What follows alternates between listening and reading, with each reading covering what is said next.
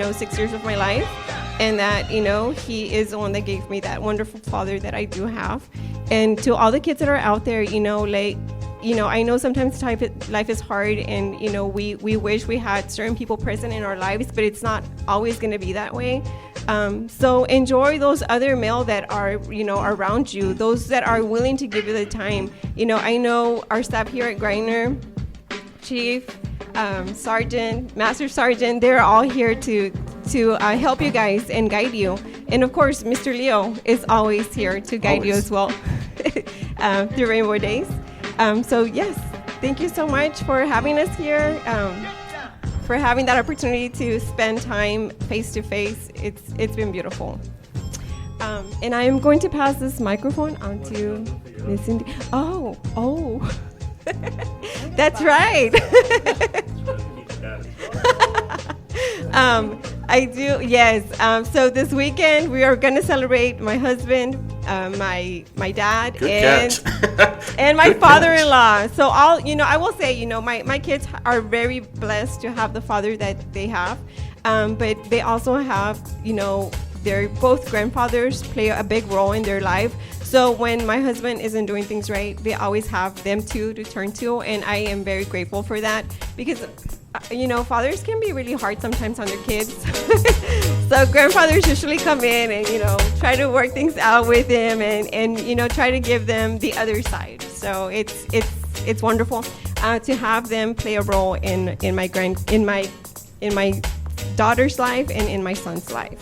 So yes, happy Father's Day to my husband and to my dad and to my father-in-law. I guess I'm going to take them out to eat. I am not cooking for them. It's the Father's Day. No, I haven't. I'm going to end up having my husband just cook for his dad. That's probably what's going to happen, but I don't know. I'm not sure yet. I did go out and buy their gifts for my father-in-law, for my dad, and also for my Home husband. Depot cards. So, huh? Home Depot cards? No, I didn't get them Home Depot cards. I don't like. It's always a gift that's.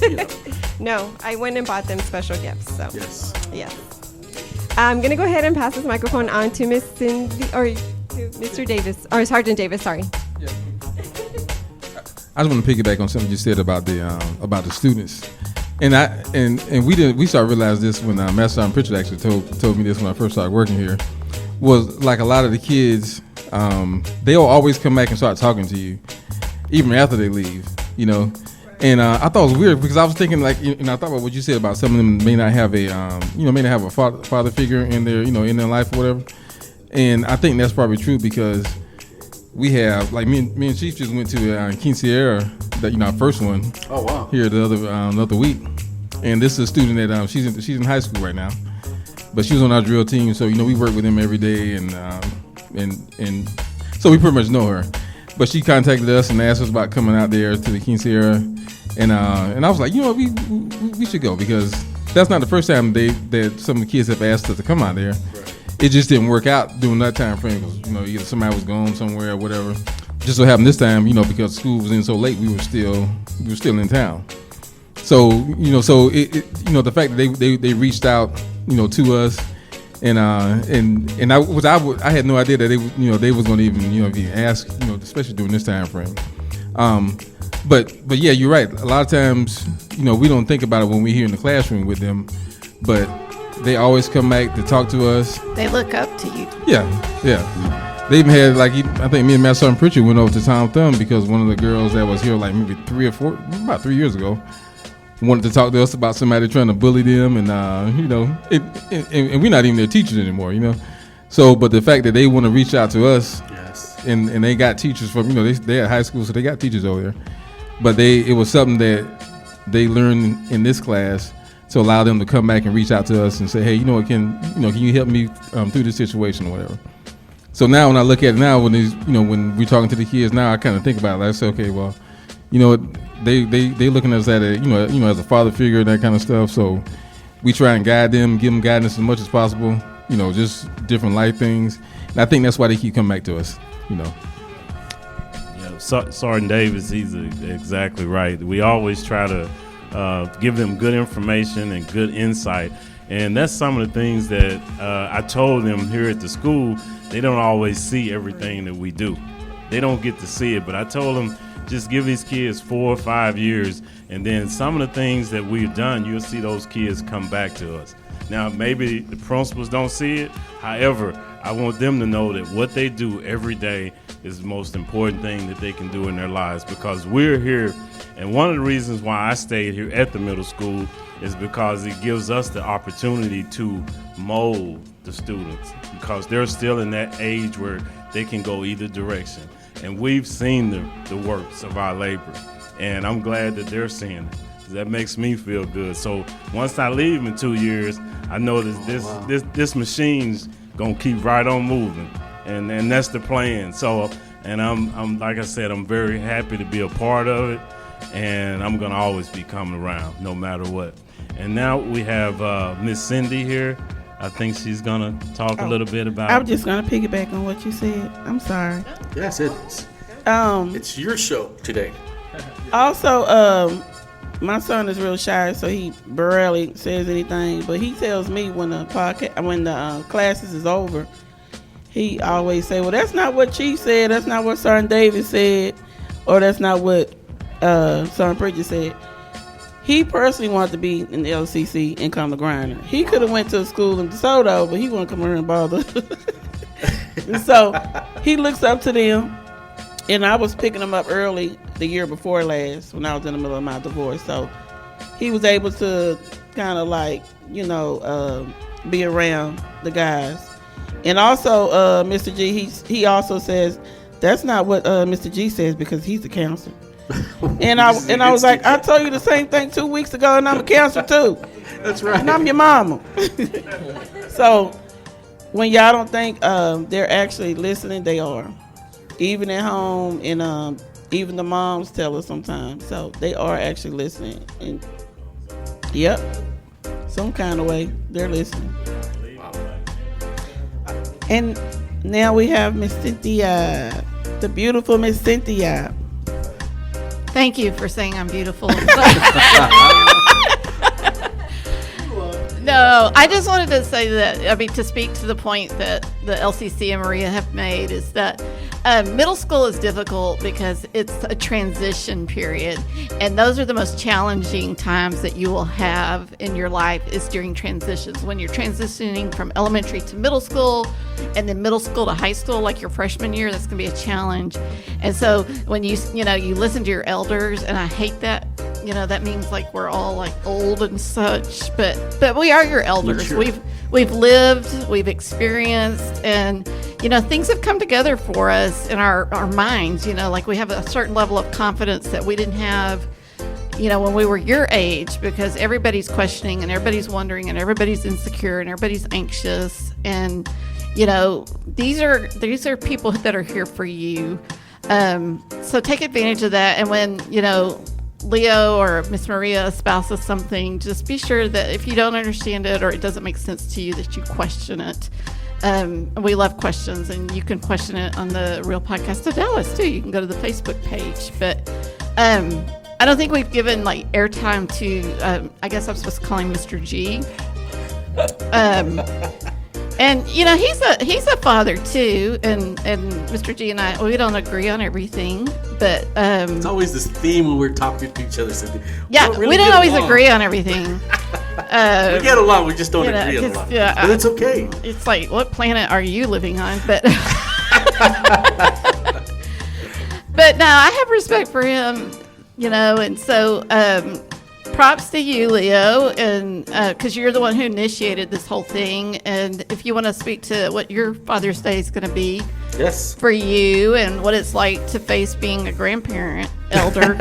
Thank you. No, I don't mind grandparent. No, I think that first I want to say thank you guys for all of y'all for. We wouldn't have the podcast without Greiner because we just didn't know where to go. We didn't know what we needed to do. We wanted to do something, and then Chief, of course, you with the Zoom really gave us a lot of inspiration And yeah, the kids inspire us a lot. I just could not believe the participation, how many kids were jumping on. And it's interesting because other nonprofits can't do it. And it's a lack of their relationships. So, it's a testament to what you guys are doing here. And I believed in it 6, 7, 8 years ago when I met you guys. I knew there was something big here. And I remember I was excited. I told Cindy about it, and I said, "This is huge, Cindy." And it's been home, so I appreciate it. And the podcast, of course, this is, a lot comes from you guys. So we wouldn't have had it without you guys. And the kids, I don't know if you remember, there was a session, one of the kids asked me, "How do you shave?" We generally want to know how do you shave. So we gave them little pointers. But yeah, sometimes, we fill that role as fathers to some of these kids. Now, I never had a father or a father figure. My father died when I was 2. So I was very nervous about becoming a father. And I always avoided father responsibilities, but once I became a father, I wanted to be the father I never had, but I wanted to really just be there for them and have my kids be individuals. And so far they're doing good. And having a son really, it changed things, because I was a father to girls, a father to a son. That was pretty challenging because he's ready for the next move, and then challenge you physically. He wants to challenge you physically. So there was a lot of differences, but it's been a lot of fun.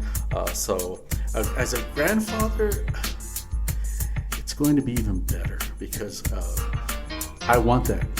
I want to be that grandfather. And I told my daughter, because we hadn't talked in a while, and I told her, I said, "I want to do this. Whether you want me there or not, I'm going to be there." And even if it's just helping you financially, I'm going to be there. And she's been very welcoming, so it's been a really good relationship. I got to work on the weekends because I'm getting my counseling hours now after finishing school. And that's one thing that I did for my family. I decided if I have to be the only one working, the only income coming in, I've got to make it the best for them. And we've been able to do a lot of things. But I've continued to enhance what I'm doing. So working this weekend, but I'm gonna take some time off so we can celebrate Father's Day. My kids are wonderful. They got me a graduation gift. They got me a vacation that they paid for. So you can't beat that. But anyhow, this has been we've been wanting to do this for a long time.